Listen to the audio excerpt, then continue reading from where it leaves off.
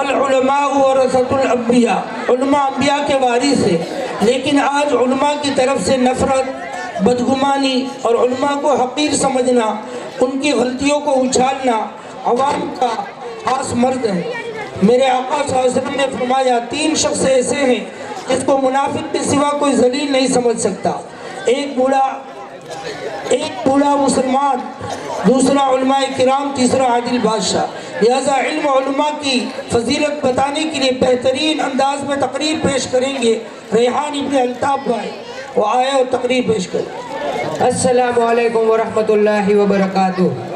الحمدللہ الذی وکفا وسلام علی عبادہ الذین اصطفا، اما بعد، اعوذ باللہ من الشیطان الرجیم، بسم اللہ الرحمن الرحیم، انما یخشی اللہ من عبادہ العلماء، قال النبی صلی اللہ علیہ وسلم، انما العلماء ورثۃ الانبیاء، او قال علیہ الصلوۃ والسلام۔ محترم صدر جلسہ اور مہمانان اعظام، یہ دنیا ازداد کا ایک مجموعہ ہے، یہاں بلندی ہے تو پستی بھی ہے، سیاہی ہے تو سفیدی بھی ہے، گرمی ہے تو سردی بھی ہے، بہار ہے تو خزاں بھی ہے، پھول ہے تو کانٹے بھی ہے، دن ہے تو رات بھی ہے، سنگ ہے تو موم بھی ہے، شرک ہے تو توحید بھی ہے، مومن ہے تو کافر بھی ہے، نیک ہے تو فاسق بھی ہے، جاہل ہے تو عالم بھی ہے، نیک کاموں کی دعوت دینے والے ہیں تو برے کاموں کی دعوت دینے والے بھی ہیں۔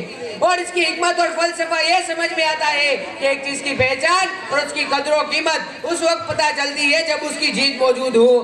جیسے عربی کا محاورہ ہے تُعْرَفُ الْأَشْيَاءُ بِأَضْدَادِهَا، اشیاء کو ان کی ضد سے پہچانا جاتا ہے۔ حاضرین مجلس، اگر گرمی نہ ہوتی تو مالداری کی قدر نہ ہوتی، اگر بھوک نہ ہوتی تو شکم سن کی قدر نہ ہوتی، اگر خزاں نہ ہوتی تو پھولوں کی توقیر کیسے ہوتی، اگر بیماری نہ ہوتی تو صحت کی قیمت کون جانتا، اگر موت نہ ہوتی تو زندگی کی حفاظت کون کرتا، اگر جہالت نہ ہوتی تو علم کے لیے انسان اتنی مشقت کیوں اٹھاتا۔ لہذا جب زمین کی پشت جاہلوں سے خالی نہیں ہے تو ضروری ہے کہ علماء بھی موجود ہو۔ جب جہالت اور گمراہی کی طرف بلانے والے موجود ہیں تو ضروری ہے کہ حق و صداقت کی دعوت دینے والے بھی ہو۔ جب وسوسہ ڈالنے والے اور شکوک و شبہات پیدا کرنے والے بہت سارے ہیں تو ضروری ہے کہ شکوک و شبہات کے کانٹے نکال کر ایمان و یقین پیدا کرنے والے بھی موجود ہوں۔ جب فرعون اور قارون کے وارثوں سے دنیا خالی نہیں ہے تو ضروری ہے کہ انبیاء علیہ السلام کے وارثوں سے بھی دنیا خالی نہ ہو، بلکہ دنیا میں کسی چیز کا اتنا وجود ضروری نہیں ہے جتنا علماء حق کا وجود ضروری ہے۔ حاضرین مجلس، لیکن ہائے افسوس کچھ نادان انسان علماء کو نفرت اور حقارت کی نظر سے دیکھتے ہیں۔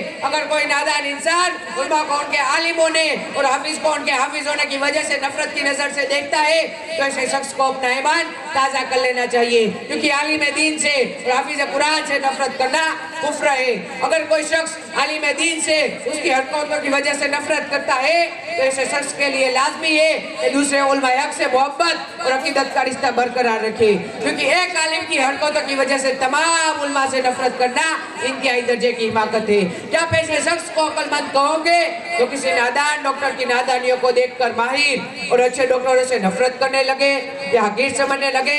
ہرگز نہیں۔ حاضرین مجلس، آپ ایک لمحے کے لیے سوچئے اگر علماء حق نہ ہوتے تو کیا ہوتا؟ اس میں کوئی شک نہیں کہ اللہ کا دین کسی کا محتاج نہیں ہے، پھر بھی پیش نظر اس لیے کہا جاتا ہے اگر علماء حق نہ ہوتے تو قرآن و سنت کے تراجم اور تفسیریں نہ ہوتی، اور اگر علماء نہ ہوتے تو عوام و عقائد و عبادت اور حلال و حرام کے مسائل سے غافل رہتے، اگر علماء نہ ہوتے تو ملحدین اور بدعتیوں کو دین میں تحریف کرنے سے کوئی نہیں روکتا۔ میرے آقا نے فرمایا جس کا خلاصہ یہ ہے کہ 3 شخص ہے جس کو منافق کے سوا کوئی ذلیل نہیں سمجھ سکتا، ایک جو اسلام کی حالت میں بوڑھا ہو گیا ہو، دوسرا علماء کرام، تیسرا عادل بادشاہ۔ ایک دوسری حدیث میں ہے کہ میرے آقا نامدار صلی اللہ علیہ وسلم نے فرمایا جس کا خلاصہ یہ ہے عالم بنو یا طالب علم یا علم سننے والے بنو یا علم اور علماء سے محبت رکھنے والے بنو، 5 قسم میں داخل نہ ہونا ہلاک ہو جاؤ گے۔ موتی سے کبیر فرماتے ہیں کہ 5 قسم سے مراد ہے اپنے علماء سے دشمنی اور بغض رکھنا۔ حضرت علی رضی اللہ تعالیٰ عنہ فرماتے ہیں کہ میرے محبوب صلی اللہ علیہ وسلم نے فرمایا میری امت میں سے जो अपने उलमा से बुग़्ज़ रखेगा उनके ऊपर अल्लाह 4 किस्म के अज़ाब नाज़िल फरमाएंगे। एक, पहुंचानी होने लगेगी। दूसरा, बादशाहों की तरफ से मुजालिम होंगे। तीसरा, हुक्काम खयानत करने लगेंगे। चौथा, दुश्मनों के फेदर पे हमले होंगे।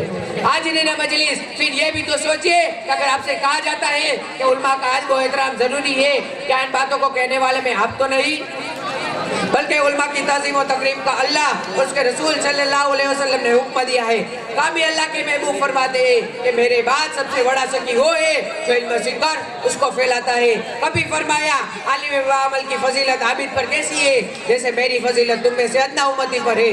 मेरे उम्मत के उलमा बनी इसराइल के अंबिया की तरह है। मोहतरम हज़रात, आखिर में मैं आपसे 2 बातों की अपील करूंगा।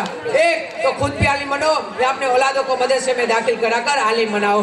आपके जहन में ये बात कभी ना आए कि हमारे बच्चे आलिम बनेंगे तो खाएंगे कहाँ से, उसकी रोजी की जरूरियात कहाँ से पूरी होगी। जो अल्लाह कुत्तों और बिल्लियों को रोजी दे सकता है, क्या वो दिन के सच्चे खादिमों को भूखा रखेगा? जो अल्लाह अपने दुश्मनों को नवाजता है, क्या वो अपने दोस्तों को महरूम रखेगा? हरगिज़ नहीं। दूसरी बात ये कि आप या आपकी औलाद में से किसी ने दीन का इल्म हासिल नहीं किया तो कम अज़ कम उलमा से मोहब्बत और ताल्लुक़ रखे। इंशाअल्लाह ये मोहब्बत कभी बेकार नहीं जाएंगी। अल्लाह हम सबको उलमा किराम की कदर करने की तौफीक अता फरमाए। आमीन। वमा अलैना इल्लल बलाग। अस्सलामु अलैकुम व रहमतुल्लाहि व बरकातुहू। माशाअल्लाह।